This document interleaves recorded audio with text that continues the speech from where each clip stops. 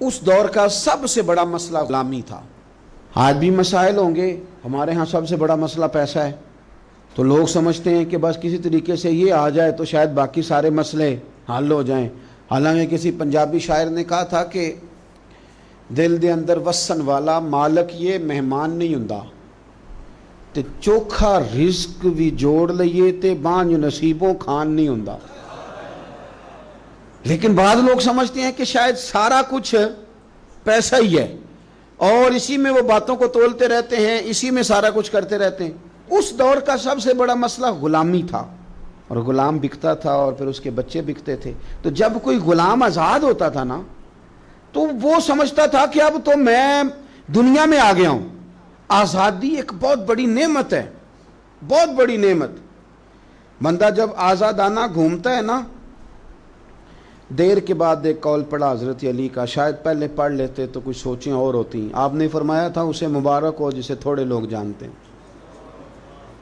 उसे मुबारक हो। एक वक्त ऐसा आता है कि इंसान तो अपनी मर्ज़ी से अपने दोस्तों के पास भी नहीं बैठ पाता, वो तो अपनी मर्ज़ी से घूम फिर भी नहीं सकता, ऐसे हालात उस पर आते हैं।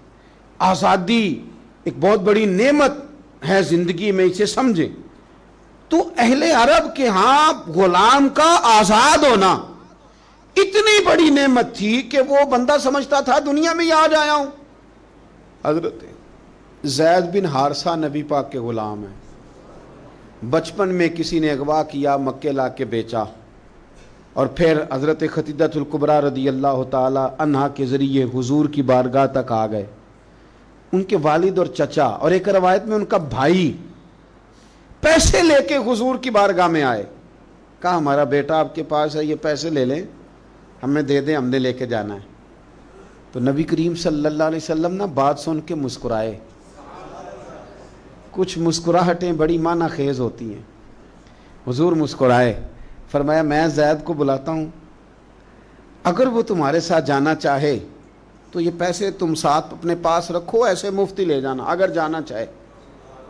तो हुजूर तो मुस्कुरा रहे थे ना, लेकिन उन्हें अभी इस बात का पता नहीं था, वो अभी इस रास्ते के मुसाफिर नहीं थे। वो कहने लगे जी ये क्या बात हुई, वो गुलामी नहीं छोड़ना चाहेगा, क्योंकि गुलामी तो समझते थे कि जिए ही आज हैं जब आज़ाद हो गए जी, वो जाना नहीं चाहेंगे, ये क्या बात हुई। तो हुजूर ने फरमाया मैं बुलाता हूं ना, जाना चाहे तो ले जाओ। अल्लाह के रसूल सल्लल्लाहु ताला अलैहि वसल्लम ने बुलाया, जनाब ज़ैद बिन हारसा आए, फरमाया वालिद और चचा आए हैं। यहाँ एक रवायत में तुम्हारे भाई आए हैं, दौड़ के गए, बड़े ज़माने से मिले हुए थे, बड़ा रोए, बड़ा प्यार, बड़ी बातें, बेटा तेरी माँ याद करती है, तेरी बहनें बुलाती हैं। तैयारी हो गई।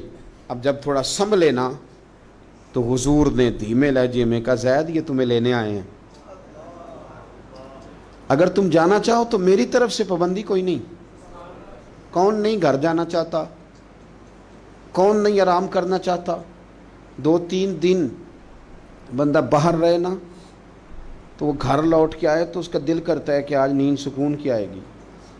हम घूमते हैं पाकिस्तान में तो लोग कहते हैं रात रह जाओ, ज़्यादा इसरार करें तो फिर मैं कहता हूँ यार अपने बेड पे ही नींद आती है, तो मैं क्या बताएं। घर कौन नहीं जाना चाहता, अपने बहन भाइयों से कौन नहीं मिलना चाहता। करार ही सारा वहाँ है, सुकून और राहत ही वहाँ है। उसकी तो ख्वाब कभी आ जाए बंदे को अपने घर की, तो वो ख्वाब बड़ी तसल्ली दे जाती है। तो हज़रत ज़ैद से हुजूर ने फरमाया जाना चाहो तो चचा का तो ख्याल था ना कि ये दौड़ लगा देगा, ये भाग जाएगा। घर करीब आता है तो हुजूर भी सवारियां, मदीना करीब आता तो तेज कर दिया करते थे, तो ये तो दौड़ेगा। लेकिन जब कहा ना जाना चाहो तो चले जाओ, तो हज़रत ज़ैद दूर खड़े थे, दौड़ के आके हुजूर के पैरों में बैठ गए। कहने लगे सोने हाँ अम्मा बड़ा प्यार करती है, बहनें इंतजार कर रही हैं, पर आपको छोड़ के कौन जाए। हुजूर आपको छोड़ के चला जाऊं, यानी आपको छोड़ के। बोले बरेली के इमाम, कहने लगे तेरे कदमों में जो है गैर का मुंह क्या देखें, तेरे कदमों में जो है, तेरे कदमों में जो है, तेरे कदमों में जो है वो गैर का मुंह क्या देखें। कौन नजरों पे चढ़े देख के तलवा तेरा, और फरमाने लगे तेरे टुकड़ों पे पलूं, मुझे गैर की ठोकर पे ना डाल, मैं झिड़कियां खाऊं कहां छोड़ के सदका तेरा। حضور یہی رہنا ہے، یہی رہنا ہے، ہمیں کوئی آزادی نہیں چاہیے، کوئی آزادی نہیں۔ یہ غلامی کئی آزادیوں پہ قربان کی، جب پیار ہو گیا، جب محبت ہو گئی تو انداز بدل گئے، طریقے بدل گئے۔